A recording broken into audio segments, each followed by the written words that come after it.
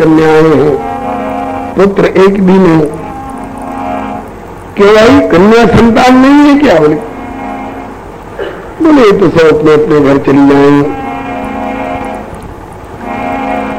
लेकिन श्री करा वाले बाबा सरकार कहते हैं कन्या भी संतान ही है, और यदि वह कन्या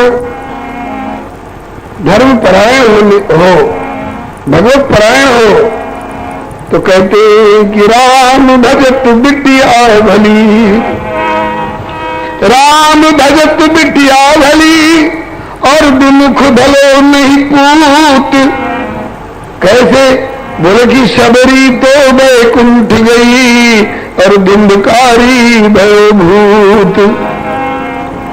कुकर्म करके, शराब कबाब वेश्यागमन, चोरी डकैती हिंसा हत्या करके जीवन यापन करने वाले कुपूत से, भूत बनने वाले कुपूत से तो मीरा और शबरी जैसी बेटी अच्छी है।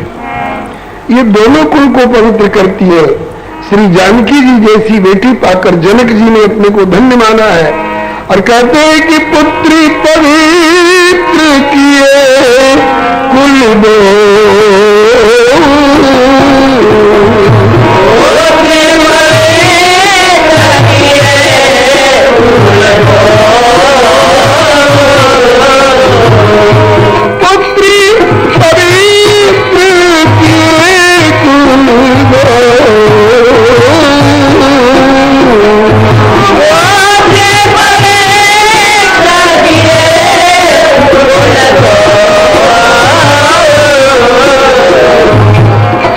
शुद्ध जग कह सब को,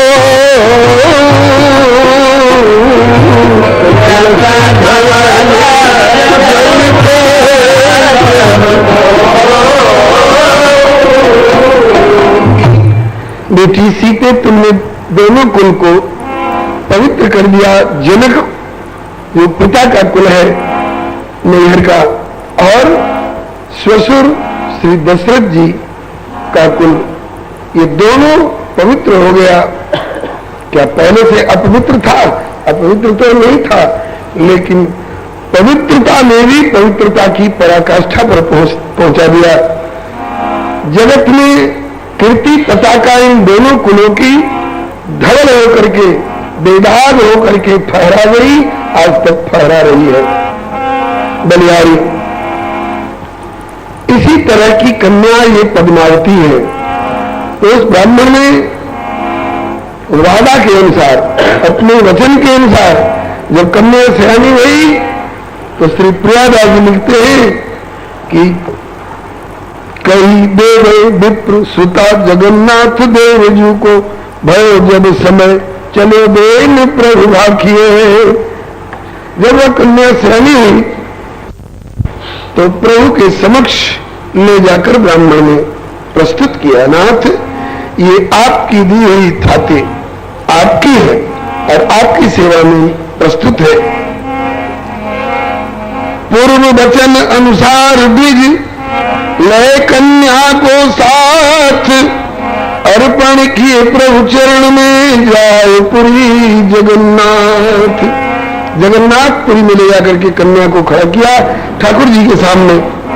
करहुनाथ स्वीकार लेहु अब मेरो वचन निभाए, करहुनाथ स्वीकार लेहु अब मेरो वचन निभाए, लेहु अब मेरो वचन निभाए,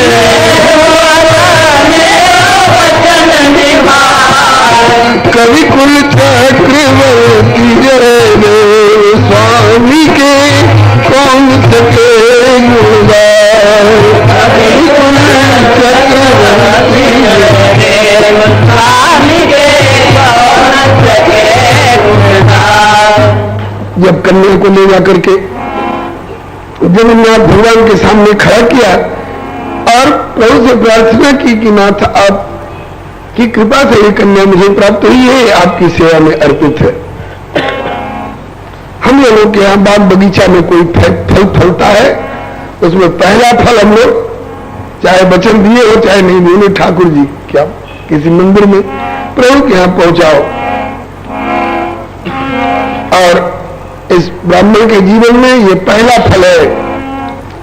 कन्या पद्मावती बड़ी सुंदरी विदुषी, दोनों कुल को पुनीत करने वाली, ले जाकर खड़ा किया। प्रभु इस कन्या को स्वीकार करो। त्वदीयम वस्तु गोविंद तुभ्यमेव समर्पय गृहाण सुमुखो भक्त्वा प्रसीद परमेश्वर। मेरा मुझ में कुछ नहीं, जो कुछ है सो तोर, तेरा तुझको सौंपता क्या लागत है मोर। जो सिर सौंप्या राम को सो सिर भया सनाथ, दादू दे उर्ण भया जिसका तिसके हाथ। जिसकी छाती उसको सौंप करके हम उर्ण हो गए। ब्रह्म देवता ने जब कन्या को ले जाकर खड़ा किया तो आज्ञा दई तुरंत जगदीशा, आज्ञा दई तुरंत जगदीशा, कर जय देव करो बख्शीसा, कर जय देव करो बख्शीसा। अहे वह मेरो अपर स्वरूप, अहे वह मेरा अपर स्वरूप। संत कवि जन शिरोमणि भूप, संत कवि जन शिरोमणि भूप। ये कन्या वाही के अनुरूप, ये कन्या वाही के अनुरूप। जगन्नाथ भगवान का बड़ा अनन्य भक्त थे वो ब्राह्मण देव। उनकी भक्ति से और उनके वचन से प्रसन्न होकर के ठाकुर जी ने आज्ञा की कि विप्रदेव, तुमने ये कन्या मेरे अर्पण की, मैंने इसे स्वीकार किया, लेकिन इस प्रतिमा रूप से मैं अपने बगल में लेकर के इसको बिठाऊं और इसके लिए अलग से प्रबंध करूं इस कलिकाल में, ये मेरे लिए कठिन काम होगा। इसलिए आप इस कन्या को ले जाकर जयदेव स्वामी को अर्पण कर दो। बोले आपके लिए मैंने अर्पण किया, तो कहा कि जयदेव मेरे अपर स्वरूप है, मतलब कि जयदेव के रूप में मैं ही प्रकट हुआ हूं श्री हरण में। वैसे तो किसी भी कन्या का विवाह किसी भी वर के साथ हिंदू सनातन संस्कृति के पद्धति से होता है, तो वर को भगवान का ही स्वरूप समझ करके घोषित करके और अर्पण किया जाता है। कन्या का पिता यही कह करके अर्पण करता है कि विष्णु स्वरूपाय वराय लक्ष्मी स्वरूपिणी कन्याम तुभ्यमाम संप्रददे। लेकिन यहां श्री जगन्नाथ जी ने आज्ञा दी कि जयदेव मेरा अपर स्वरूप है, इसलिए जयदेव अगर कन्या को स्वीकार कर ले तो ये समझ लेना कि जगन्नाथ जी ने ही स्वीकार किया है। जयदेव ने जगन्नाथ में कोई अंतर नहीं। ऐसा कहकर प्रभु ने आज्ञा दी। प्रभु की आज्ञा पाए के लय कन्या संग विप्र, जा सन्मुख जयदेव के कियो निवेदन क्षिप्र। वहां से आज्ञा होते ही आज्ञा सम्म सुसाहिब सेवा, आज्ञा का पालन करना ही सेवक का धर्म होता है। श्री वो ब्राह्मण देव जयदेव जी के सन्मुख जाकर के कन्या को प्रस्तुत किए और बोले कि पाणी ग्रहण करहु कन्या को, हे श्री कवि कुल राय।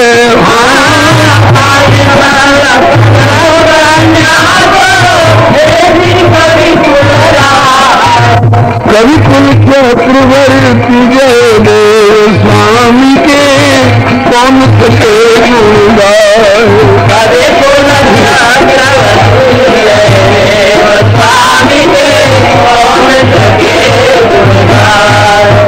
कन्या को ले जाकर के खड़ा किया जयदेव स्वामी के सामने, जो वृक्ष के नीचे बैठे हैं, जिनके पास में लंगोटी और गुदड़ी और वो कद्दू की तुम्बी कमंडल के अलावे और कुछ है ही नहीं। जब विप्र ने ले जाकर के भक्तवत्सल भगवान की जयदेव स्वामी जी के सामने कन्या को खड़ी किया और उनके चरणों में प्रणाम किया। जयदेव स्वामी जी ने कहा कि कहिए भगवान क्या आज्ञा है। बोले कि पाणी ग्रहण करो कन्या को, हे श्री कवि कुल राय। हे कविकुल के राजा चक्रवर्ती श्री जयदेव स्वामी जी, इस कन्या का पाणी ग्रहण करें। ओ हो लगा कि जैसे हृदय पर कोई बड़ा भारी पत्थर पटक दे, और घबरा करके दोनों हाथ जोड़ करके मस्तक से सटा करके, और कभी तो प्रभु से कह रहे हैं और कभी उस ब्राह्मण से कह रहे हैं, ये आप क्या कह रहे हैं। चकित हो मस्तक कर जोरे, बार बार जय देव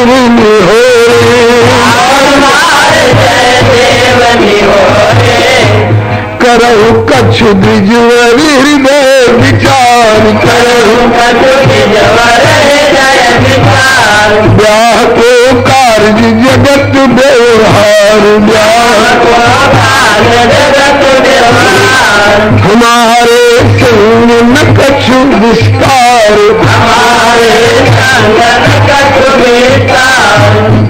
ब्राह्मण देव ये क्या कह रहे हो। आप अपनी कन्या के प्रति न्याय कर रहे हो क्या। क्यों। अरे कहा कि ये विवाह का कार्य है, जगत का व्यवहार है, और मैं जगत के व्यवहार से बिल्कुल किनारे हूं। मेरे पास गृहस्थाश्रम का कोई भी उपकरण, कोई भी साधन नहीं है। आपकी कन्या के लिए एक छप्पर नहीं दे सकूंगा जिसके नीचे ये बरसात की रात में भीगने से बच सकेंगे। पेड़ के नीचे गुजारा करता हूं, एक तुमड़ी कद्दू की, इसके अलावे मेरे पास कोई बर्तन नहीं है। गुदड़ी कमंडल के और न अलावे कछु, गुदड़ी कमंडल के और न अलावे कछु, वृक्ष तले बास में पराई आस धारी हूँ, असन बसन हीन जगह जमीन नहीं, असन बसन हीन जगह जमीन नहीं, गेह से विहीन दीन निर्धन भिखारी हूँ, चूल्हा चक्की ओढ़ना बिछोना से रहित नित, चूल्हा चक्की ओढ़ना बिछोना से रहित नित, मोह छोड़ रहित विरक्त बनचारी हूँ, परम अकिंचन दरिद्र निहार लेन, कैसे मन में सोचे मैं विवाह अधिकारी हूँ।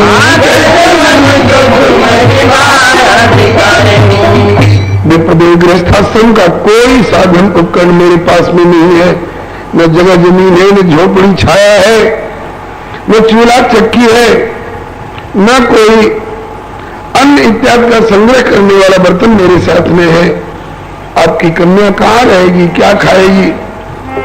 मैं तो वृक्ष के नीचे गुजारा करने वाला एक दरिद्र भिखमंगा हूं।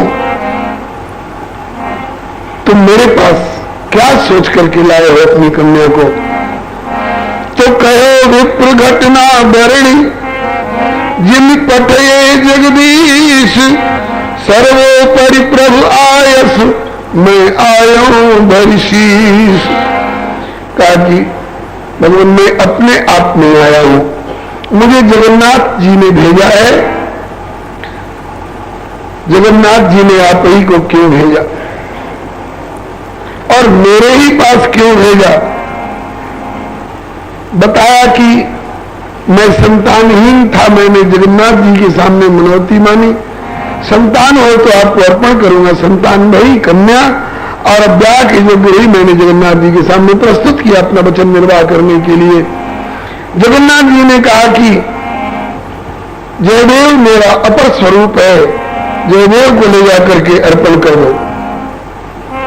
मैं तो प्रभु की आज्ञा से आया हूं और मैं प्रभु की आज्ञा का पालन करूंगा।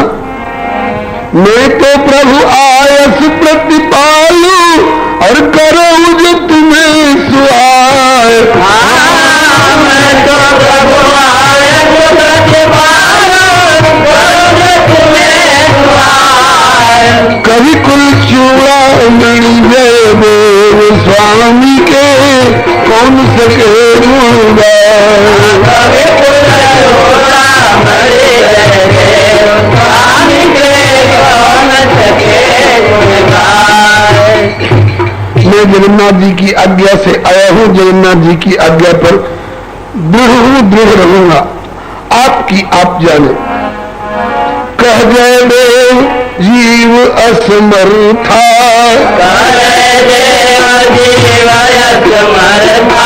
और वे जगदीश्वर परम समर्था।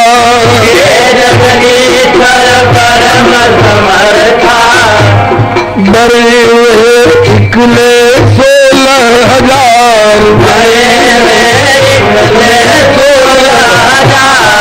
हमारे हित एक ही पहाड़, ब्याह में कैसे करूं स्वीकार,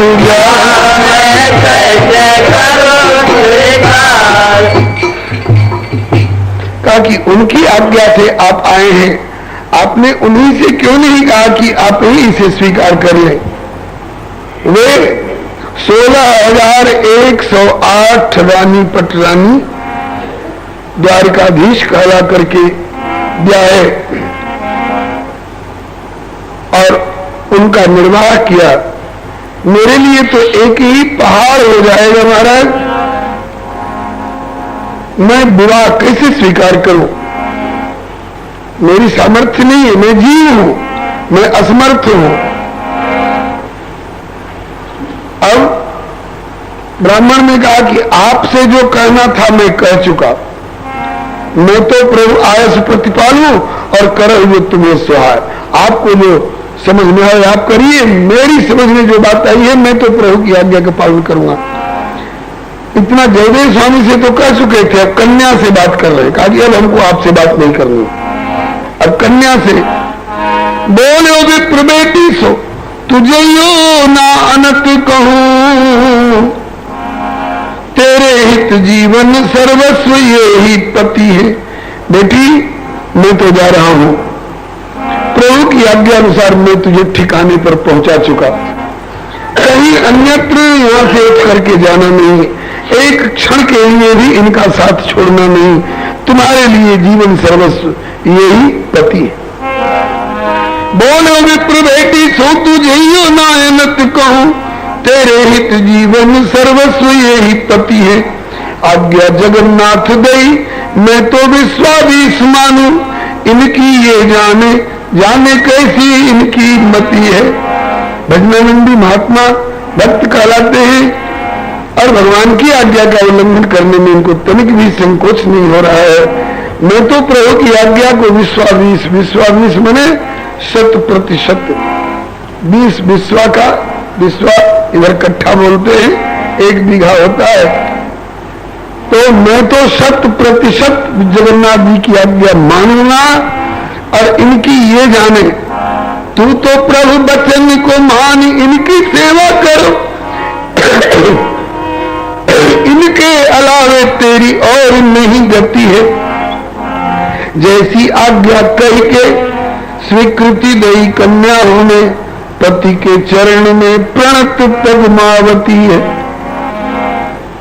पिताजी ने जो कहा कि बेटी तेरे लिए जीवन सर्वस्व यही है, तुझे कहीं जाना नहीं है, इन्हीं के चरण में रह करके इनकी सेवा करनी है, जगन्नाथ जी की आज्ञा का पालन करना है। मैं तो चला। शपथ विप्र प्रस्थान किए मैं कुन कीनी कान, मेरी बेटी को खाने को मिलेगा कि नहीं, तैरने को मिलेगा कि नहीं, इसकी परवाह किए बिना ये क्या रुख अपनाएंगे, इसकी परवाह किए बिना ब्राह्मण देव तो चल दिए। कन्या ने कहा पिताजी आपकी जो आज्ञा। शपथ विप्र प्रस्थान किए नेकुन कीनी कान, पद्मावती बैठी रही पितु की आज्ञा मान। अब पीछे थे उस विप्र के जाने के पश्चात पीछे थे जयदेव रहे वो देवी को समझाए। पीछे थे जयदेव रहे देवी को समझाए। कवि कुल चक्रवर्ती जयदेव स्वामी के कौन सके गुण गाए। कवि कुल चक्रवर्ती जयदेव स्वामी के कौन सके गुण गाए। पिताजी को समझा करके हार गए। पिताजी तो माने नहीं, अब उनकी कन्या को, उनकी बेटी को समझा रहे हैं। बोले कि देवी, पिताजी तो भावुकता में आकर के और जो मन में आया कुछ कर गए। उनका तो गुजारा मेरे साथ होना नहीं है, गुजारा तो आपको करना है मेरे साथ में। आप विचारो।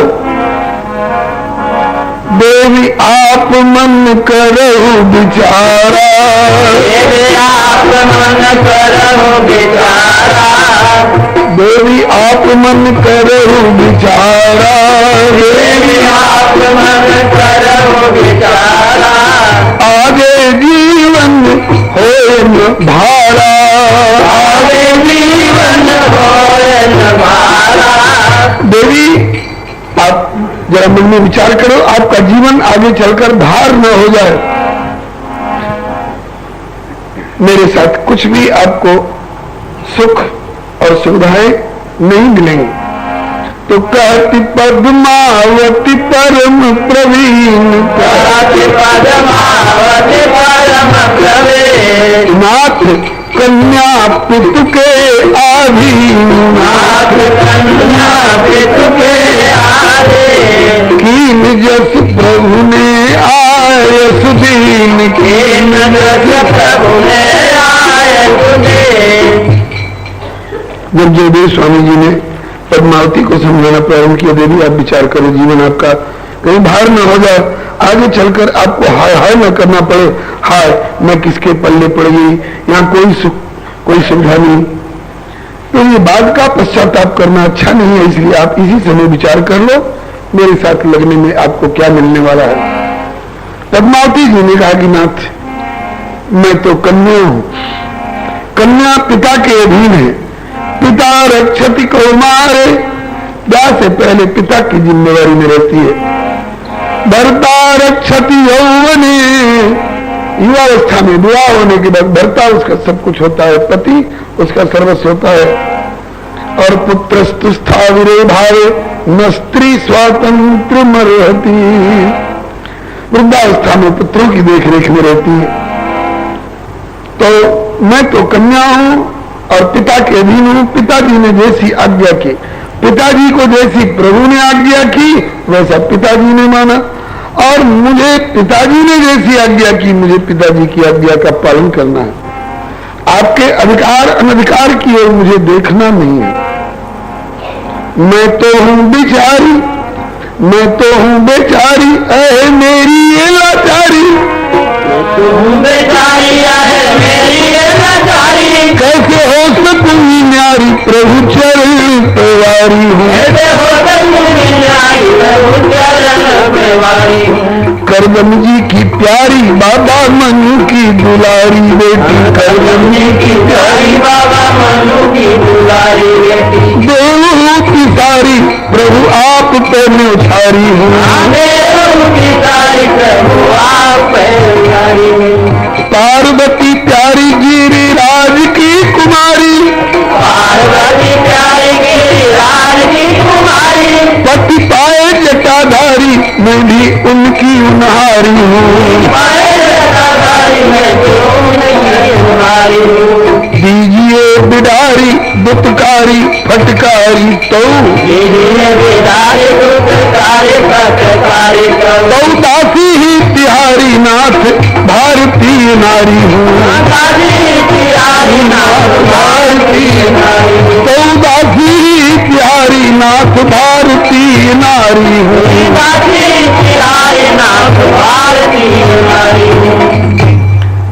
रत्नावली पद्मावती जी ने जो इस समय अपने वैदेश्य का और सद्विचार का जो परिचय दिया है, पिघल पड़े श्री जयदेव स्वामी जी, श्री हरेलो।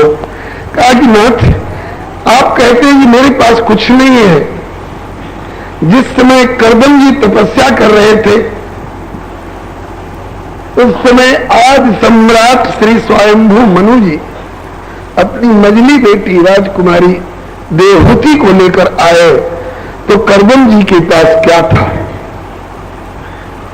फिर भी मनु जी ने प्रभु की आज्ञा से सौंप दिया करदम जी के हाथ में अपनी राजकुमारी प्यारी बेटी देवहूति। और उन्होंने भी कैसे सेवा की अपने पति की? बोले पितृभ्याम प्रस्थिते साध्वी पतिलिंगित कोविदा नित्यम पर्यचर प्रीत्या भवानी इव भवन प्रभु। जैसे भवानी पार्वती जी अपने पिता गिरिराज हिमाचल के द्वारा भोलेनाथ के हाथों में सौंपी जाकर और प्रेम पूर्वक सेवा करती, ये नहीं सोचती कि ये जटाधारी भीख मांग भव खाएं बर्फीली चोटी पर चौड़े मैदान में, न कोई छाया छप्पर यहां लाकर पिताजी डाल गए, इनके साथ मेरा गुजारा कैसे होगा? गुरुदेव कहा करते थे पूज्य चरण श्री भक्तमाली जी महाराज कि शिव भोले धनी धनी भोलेनाथ आपके कौड़ी नहीं खजाने में, 3 लोग बस्ती में बसा दिए आप बसे वीराने में। धनी धनी भोले खजाने में, 3 लोग बस्ती में बसा दिए आप बसे वीराने में। वस्त्र पुराना व्याधि चर्म का और बूढ़ा बैल सवारी को, इस पर भी सेवा करती धन धन गिरजा बेचारी को। है गिरजा राजा की बेटी लेकिन ब्याही गई भिखारी को, ना जाने क्या देखा था हे नाथ तेरी सरदारी को। उत्तर बोले शिव जी तो कंजूस नहीं जो दर दर दर खजाने में, 3 लोग बस्ती में बसा दिए आप बसे वीराने में।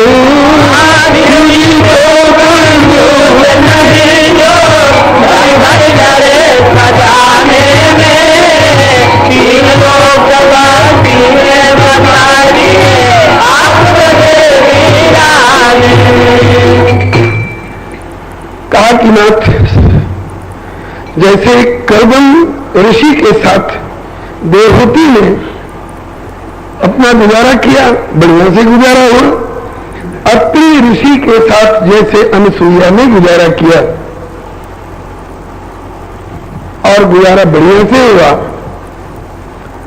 और भोलेनाथ के साथ जैसे पार्वती जी ने गुजारा किया और बढ़िया से गुजारा किया, बढ़िया से गुजारा हो रहा है। इसी तरह जब प्रभु की आज्ञा है और प्रभु के ही स्वरूप माने जाते हैं पिता माता, मातृदेवो भव पितृदेवो भव की शिक्षा के अनुसार पिता और माता में देव बुद्धि भगवत बुद्धि करके त्वमेव माता च पिता त्वमेव, इसका दोनों तरफ अर्थ लगता है। प्रभु की ओर इशारा करके हे प्रभु तुम एव माता, तुम ही मेरी माँ हो, और च पिता त्वमेव, और पिता भी तुम ही हो, ये उधर भी अर्थ लगता है। और संसार में जो हमें माता पिता के रूप में मिले हैं इनकी तरफ भी अर्थ लगता है दीप देहरी न्याय से कि ये माता जो मिली है हे प्रभु इस माता रूप में तुम एव, तुम ही प्रेम से। एक दिन इनकी सेवा से प्रसन्न होकर भगवान श्याम सुंदर पधारे और बोले पुंडरीक आओ, बाहर आओ, मेरा दर्शन करो। बोले हो कौन? कहा कि मैं हूं नारायण, मैं हूं श्री कृष्ण। तो कहा कि प्रभु अभी मैं पिताजी को स्नान करा चुका हूं, जाड़े का दिन है, पिताजी बूढ़े गीले कपड़े पहने हुए हैं और जब तक इनका शरीर पोंछकर अंगोछा से सूखा कपड़ा पहराकर और चैतन्य अग्नि के पास न बिठा लूं, तब तक यदि दर्शन के लालच में पड़ करके मैं इस स्नान गृह से दरवाजे तक आपका दर्शन करने आऊंगा, इतनी देर में तो गीले कपड़े से ठिठुर कर मेरे पिताजी कांपने लग जाएंगे, घबरा जाएंगे।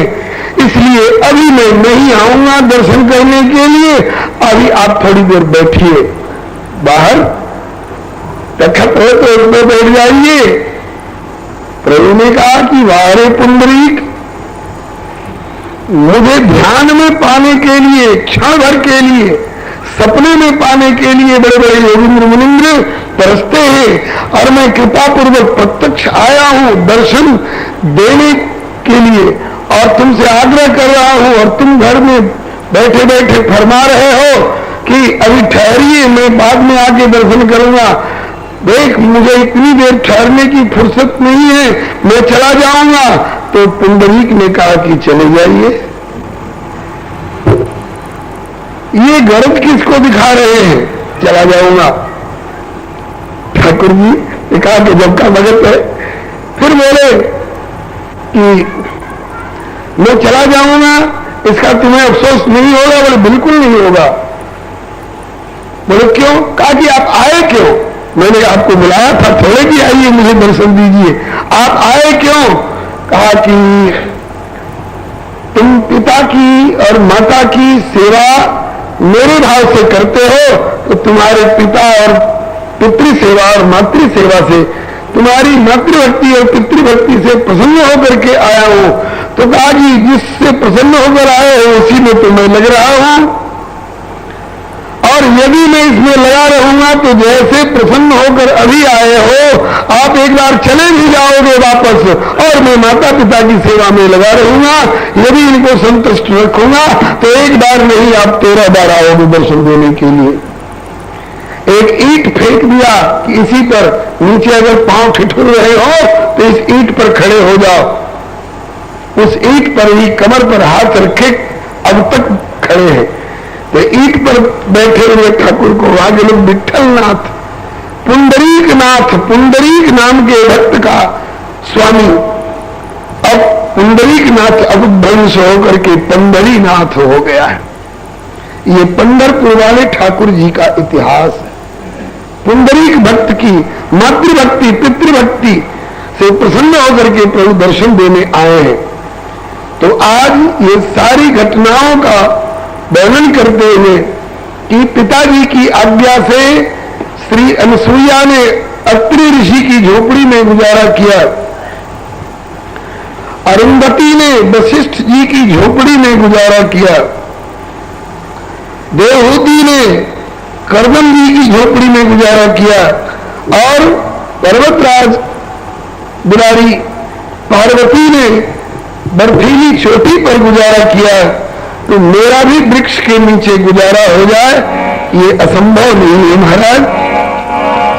अनसुईया से, हाँ मैं तो हूं बिचारी, अहे मेरी ये लाचारी, कैसे हो सकूंगी न्यारी, प्रभु चरण पे वारी हूं।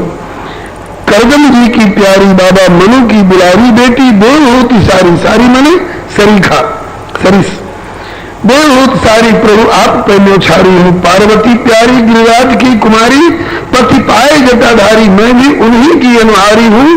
दीजिए बिदारी, बिदारी मने जैसे डंडा लेके लखेद के कुकुर के खदेड़ के भगावल जला, ऐसे दीजिए बिदारी, दुत्कारी फटकारी, तो फिर भी दासी ही प्यारी नाथ, क्योंकि भारतीय नारी हो। प्रभु की आज्ञा से जब पिताजी मुझे आपके चरणों में समर्पित कर गए हैं, तो आपके अतिरिक्त मुझे और किसी तरफ ताकना नहीं है, झांकना भी नहीं है। अब तो आपसे बलिहारी अनसुईया संग अत्रि है, अनसुईया संग अत्रि है, और ऊर्जा संग वशिष्ठ, तो मेरे सर्वस्व हैं आप हमारे इष्ट। आप आशीर्वाद दें कि हमारे पिताजी की आज्ञा का पालन मैं कर सकूं। निष्ठा मेरी अविचल हो तब चरण सहज सुभाए। निष्ठा मेरी अविचल हो तब चरण सहज सुभाए। कवि कुल चूड़ामणि जय देव स्वामी के कौन सके कवि कुल चूड़ामणि जय देव स्वामी के कौन सके गुणगान। इस प्रकार से जब वैदुष्यपूर्ण और सद्भावपूर्ण अपने उद्गार व्यक्त किए पद्मावती जी ने, तो श्री जयदेव स्वामी जी समझ गए कि ये मेरा घूमनी और बीड़ी पियनी औरत नहीं है। हाँ, देहातों में ऐसी भी होती है।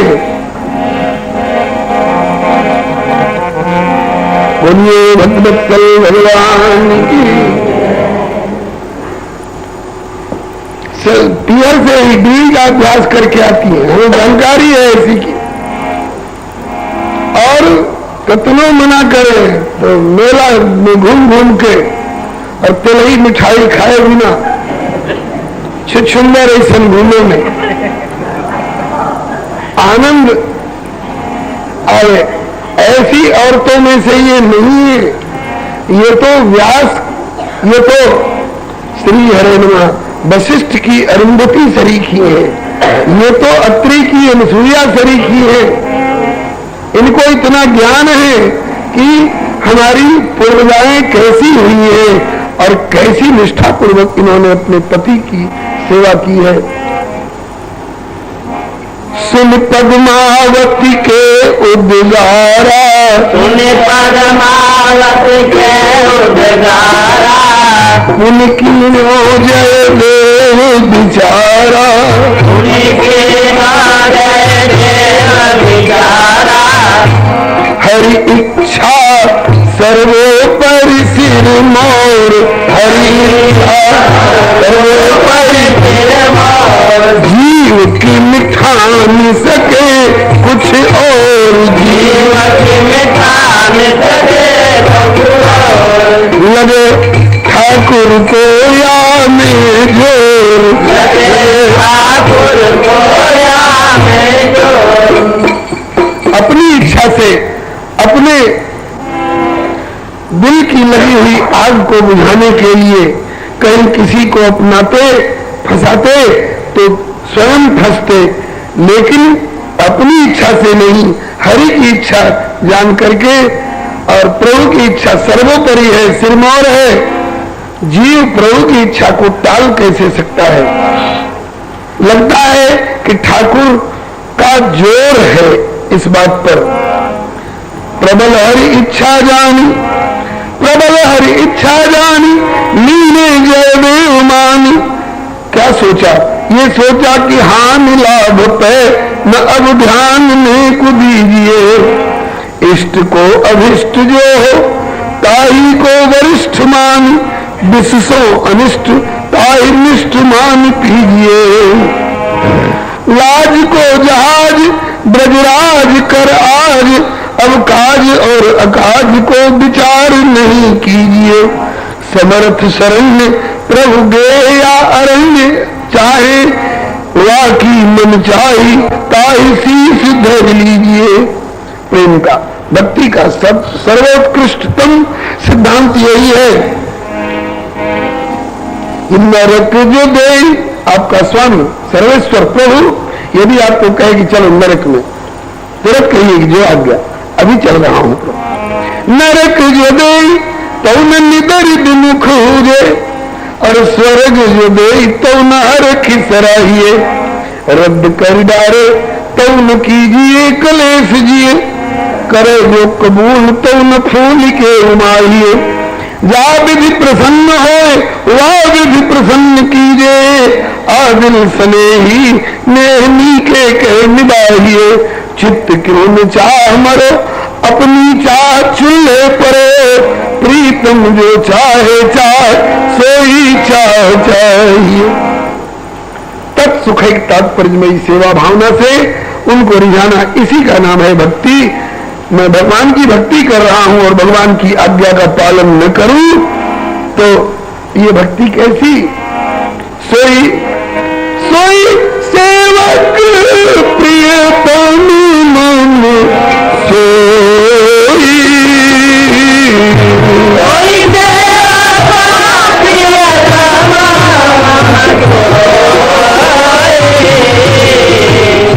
मन अनुशासन माने जोई,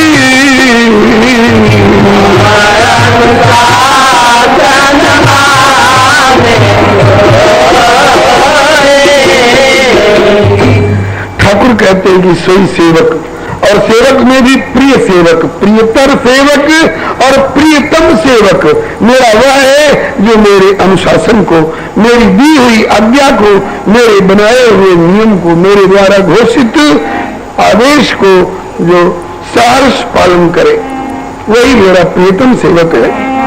मैं तो उनका सेवक हूं और जब उनकी आज्ञा है तो ठीक है।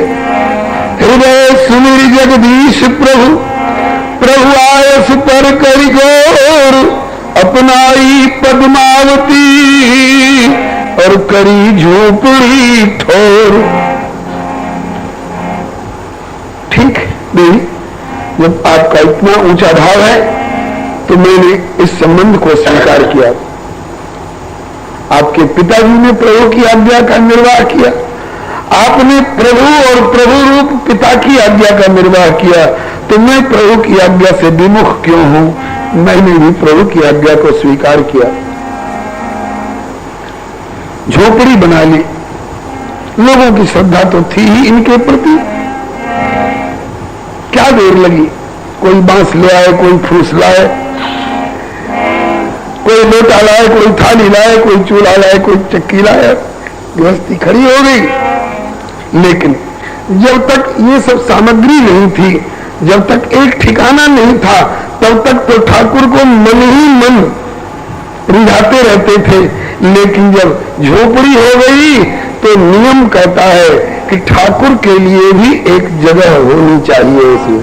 हाँ, पूज्य चरण गुरुदेव श्री भक्तमाली जी महाराज कहा करते थे कि केवल शादी ब्याह कर लेना और बाल बच्चे पैदा करना इतना ही गृहस्थ का धर्म नहीं होता है। 4 सेवाएं जरूर होनी चाहिए।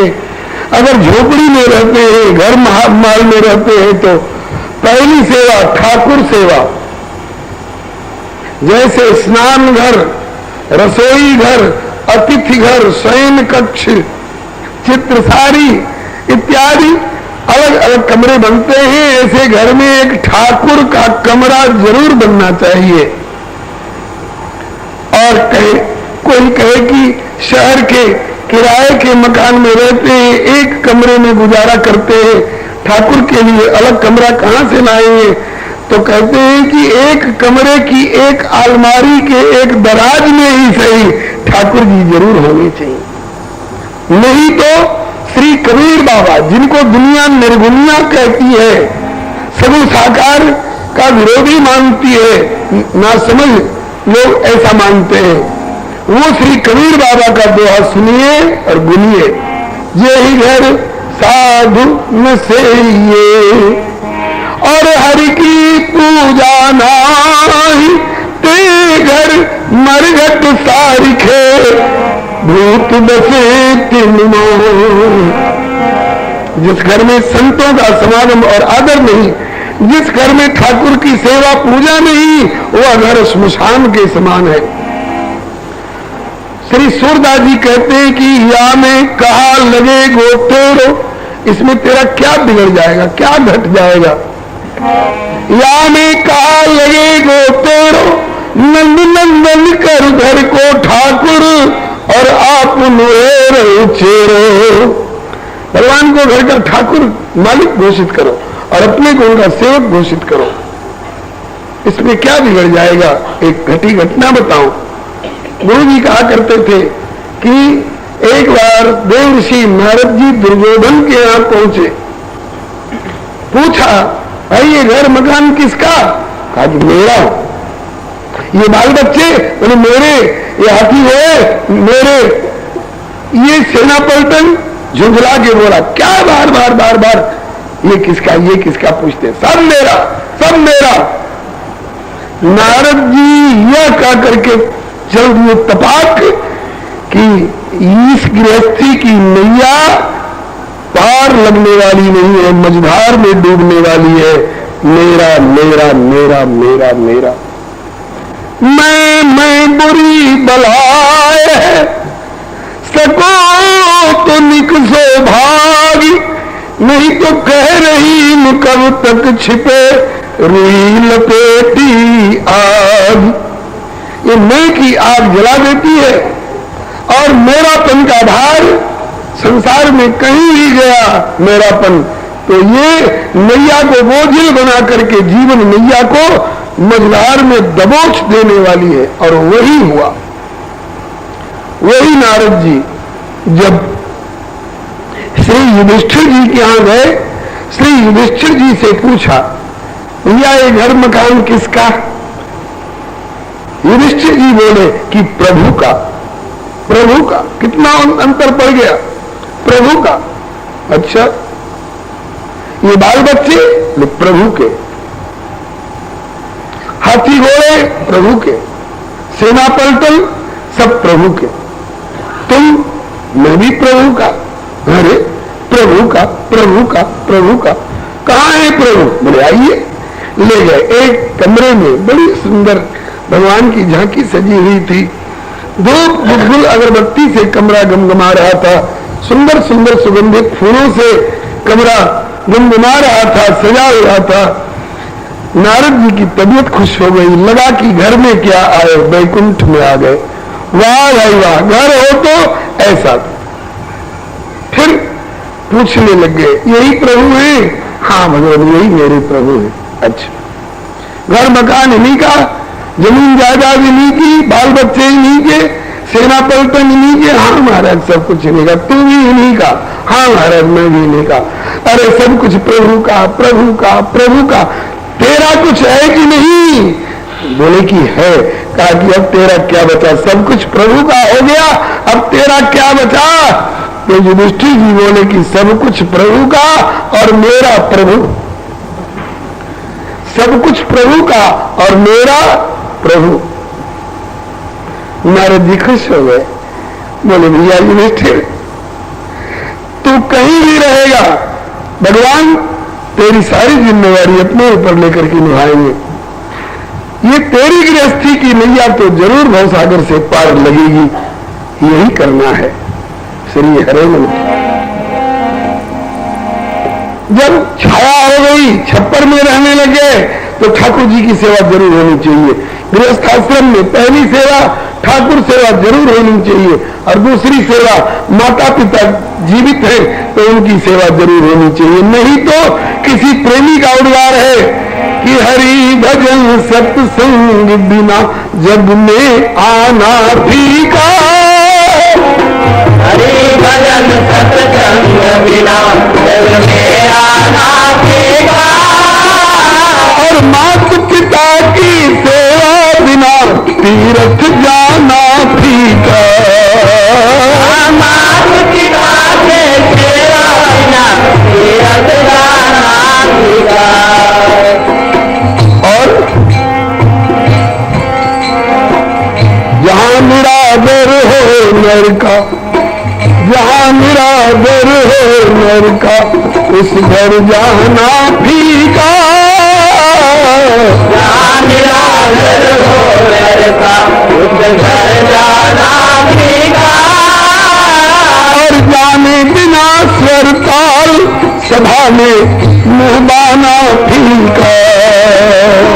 जाने बिना स्वर ताल सभा में मुहबाना फीका। और कंठ बिना गाना फीका, कोई गा के देख ले। और सबसे बड़ा फीकापन जीवन का, कंठ बिना गाना फीका, कोई गा के देख ले। और राम प्रेम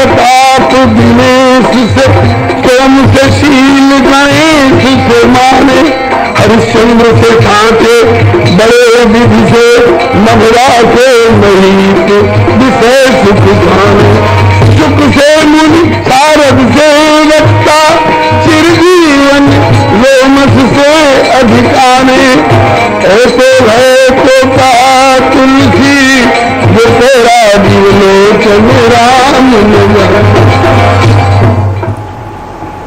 तो गृहस्थी में जब झोपड़ी हो गई, छाया में रहने लगे, तो पहली सेवा ठाकुर सेवा जरूर होनी चाहिए, दूसरी सेवा माता पिता की सेवा अवश्य होनी चाहिए, और तीसरी अतिथि सेवा अवश्य होनी चाहिए, और चौथी कुछ कथा पुराण की सेवा घर में जरूर होनी चाहिए। वेद पुराण वशिष्ठ बखाने ही सुने राम, यद्यपि सब जाने ही। तब गृहस्थी आपकी वैकुंठ बनेगी। उस गृहस्थी में आप कौशल्या हैं, आपके पति दशरथ हैं, तो आपकी गोदी में राम लक्ष्मण भरत शत्रुघ्न अवश्य आएंगे।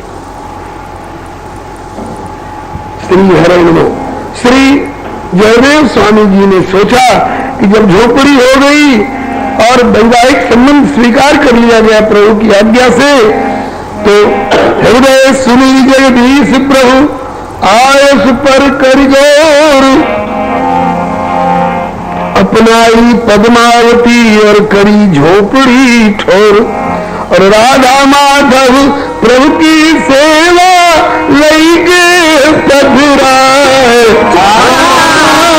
राधा माधव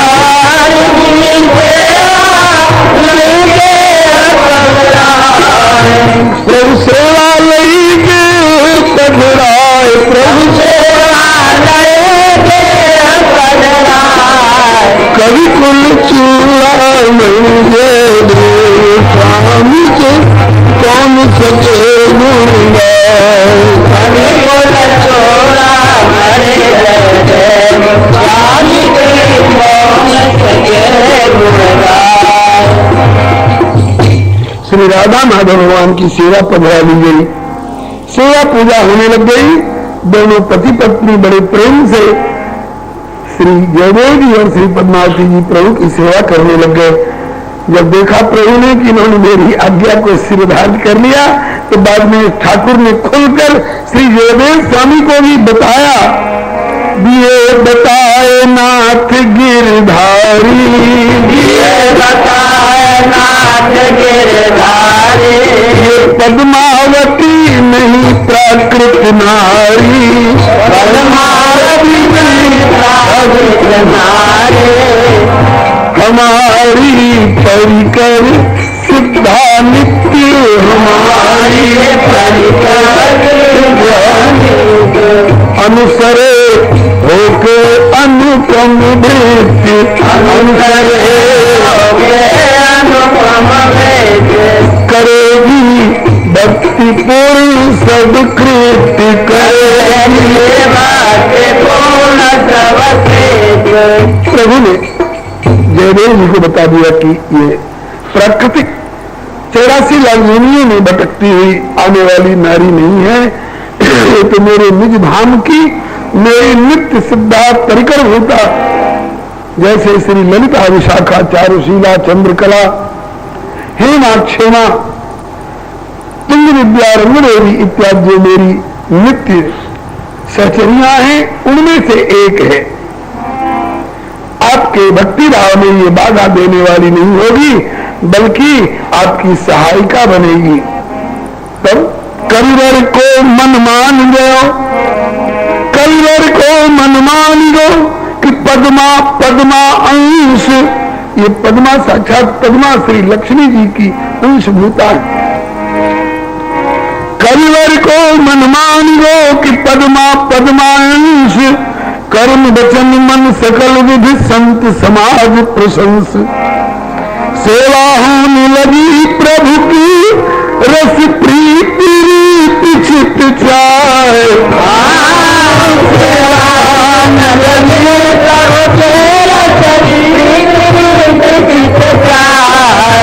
कवि कुल चक्रवर्ती जयदेव स्वामी के कौन सके गुण गाए।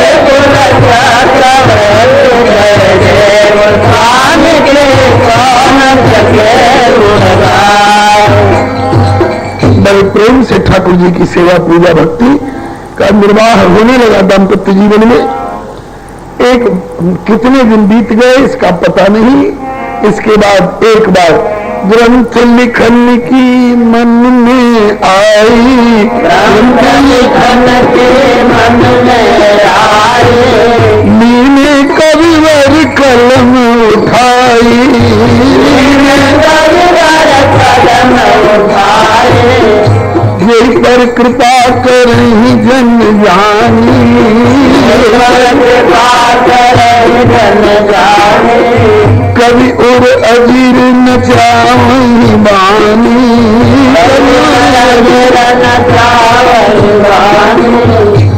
जस कछ बुद्धि विवेक बल मेरे, बुद्धि विवेक बल मेरे, तस कहियो ही हरि के प्रेरे,